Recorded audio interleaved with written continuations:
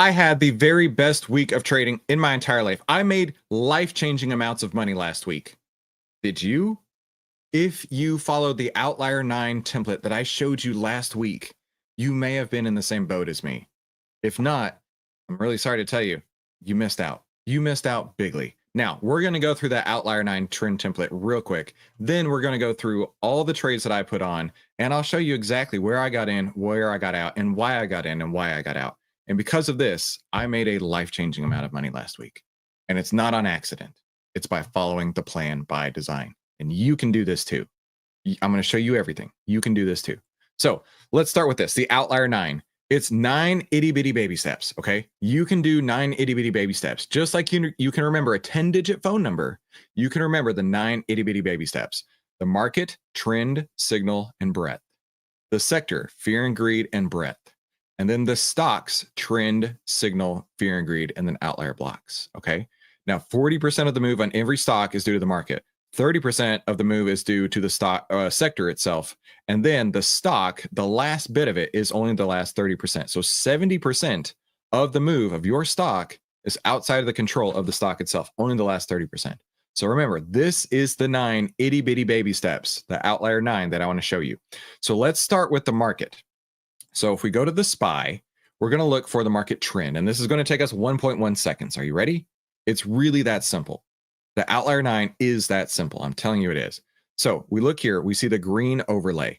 The green overlay means the 10-period EMA is over the 20-period EMA and price is over the 50-period EMA. So the trend template is lit up and we make it green so it's easy to see. Next, we have a buy signal on the market. So just like that, we can see we have a positive trend with a bullish buy signal. And then let's pop open market breadth. And when I started putting trades on, that was Friday last week, when we had this crossover. We had this crossover right here. We had this bullish crossover right here. I made more money in the last week than I did for ages in a single week. So in this week, we had a positive trend, we had a bullish buy signal, and then we had bullish breadth. Next, for the sectors, I'll show you the individual stocks, and then we'll look at the sectors inside of those stock pages here. So let's start with, which one are we going to start with here? Etsy. Etsy, I didn't make that much money on. That's okay. I had the green overlay, bullish trend template, then a buy signal, and then the sector breadth was positive. The sector breadth was positive. The sector fear and greed was growing, and then the stocks fear and greed was growing. So we have everything right here. All 8 of these, we know they were bullish. Lastly is the outlier blocks over here on Etsy. I'll show you where I got in and where I got out. I got in this candle right here that's marked on May 9th, and I got out yesterday on May 15th. And it was really a scratch, honestly. It wasn't much of anything. Now, receipts for all of this are on YouTube. Every single trade that I put on is on YouTube. You can see everything that I did in this last week on YouTube for free. There is no paywall to find the trades that I make. No paywall whatsoever. So that was Etsy. That one was kind of flat, but that's all right. Let's go to the next one. Apple. This one was my one loser for the week. I had a buy signal, a green overlay. The stock was getting less fearful. The sector was getting more greedy, and the sector trend on the breadth was still bullish. Going to the Apple chart, I actually got out yesterday because I thought it was going to close under the 50 period. It ended up not closing under the 50 period. I would actually still be holding it right now had that not happened, but no big deal. Moving on. Pretty, very, very small loser. Now, next was SMCI. So I bought SMCI here on this giant gap up. This is on May 14th. The sector getting more greedy. The sector still not having a bearish crossover on the breadth. The stock getting more greedy. Now, SMCI is a great learning example here of why you shouldn't be afraid of gaps. Let me move this over because this is where I got in. Now, this is what I call a gap and go. Going at the low of this candle and seeing if it closes under that candle. That would be a gap and crap. In this case, it gapped up, came down a smidge, and is back up 5% today. All right, so I didn't buy it down here. I bought it up here. All right, I bought it up here. Now you're probably thinking, that's crazy. I could never buy it so high. Why not? You want to be buying stocks as they're crashing up. not buying stocks as they're crashing down, right? So let's look at SMCI as another example. Buying it as it's crashing up, not buying it as it's crashing down. That's what we're doing on this side right here. And I don't know what I'm going to get out, but I'm still holding SMCI as of right now. Let's go to the next one. Close a couple tabs here. Palantir, I made so much money on this week. It's unbelievable. May 12th, of a buy signal, green overlay, getting more bullish, the sector getting more bullish, and still positive breadth. Going to Palantir. Let me show you what I did. This was awesome. So I just got out of Palantir. This is Friday afternoon. I just got out of Palantir today. So I bought it here at 118.35. I rolled it once, one giant roll. When I rolled up my options, which the videos on YouTube, how I did it and why I did it, go watch that. Go look at my history and you'll see how I talked about a risk-free trade in Palantir. When I rolled this up from here to here, I had zero risk on the trade. I bought it for 1107, I believe. Hang on. I got the details on my other screen. Hang on. I bought it for 1170. There it is. I bought it for 1170. When I rolled up the trade, I got a credit, immediate credit of 1237. So I get to keep the difference between 1170 and 1237. That is a guaranteed profit trade. And then I still keep the new option that I rolled it to. And only now did I close it. So my total profit on Palantir this week was 74.08%. Let me type that out so you hear what I'm saying here. I made 74.08% in Palantir in 5 days. Right? I didn't have to hold it through any crash.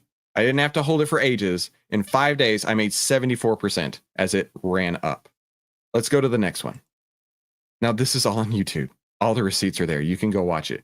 GM, buy signal here on May 9th. Green overlay, getting more greedy in the sector. The breadth was great. Let's go to GM.